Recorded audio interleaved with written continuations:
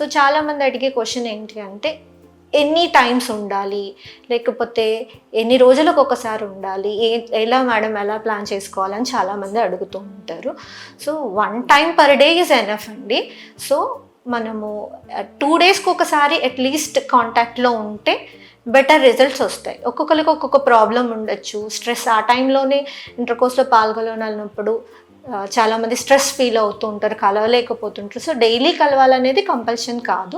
2 daysకి ఒకసారి కాంటాక్ట్లో ఉండడం అనేది కంపల్సరీ. ఇఫ్ సపోజ్ మీకు ఏ ఇష్యూస్ లేవు, డైలీ ఉంటారా, ఉండండి, well and good. Alternate days ఉంటారా, వెల్ అండ్ గుడ్, మంచిది. కంపల్సరీ అని అంటే 2 daysకి ఒకసారి ఉండాలి. సో ఆ 5 to 7 days స్పాన్లో 3 to 4 days అంటే 3 to 4 times కంపల్సరీ సెక్షువల్ ఇంటర్కోర్స్లో మీరు పాల్గొని ఉంటే ప్రెగ్నెన్సీ అచీవ్ అయ్యే ఛాన్స్ కంపల్సరీ 100% ఉంటుంది. ఇఫ్ అన్నీ నార్మల్ ఉన్నప్పుడు. మళ్ళీ చెప్తున్నానండి, అన్ని ఫ్యాక్టర్స్ నార్మల్ ఉండాలంటే ఓవరీస్లో అండాలు ఉండాలి, ఓవులేట్ అవుతూ ఉండాలి, యూట్రస్ బాగుండాలి, ట్యూబ్స్ బాగుండాలి, హస్బెండ్ సెమెన్ అనాలిసిస్ బాగుండాలి. అన్నీ బాగున్నప్పుడు మీ ఫర్టైల్ విండోలో ఖచ్చితంగా కాంటాక్ట్లో ఉంటే ప్రెగ్నెన్సీ వచ్చే ఛాన్స్ 100% ఉంటుంది. థ్యాంక్ యూ అండి. Thank you all for watching.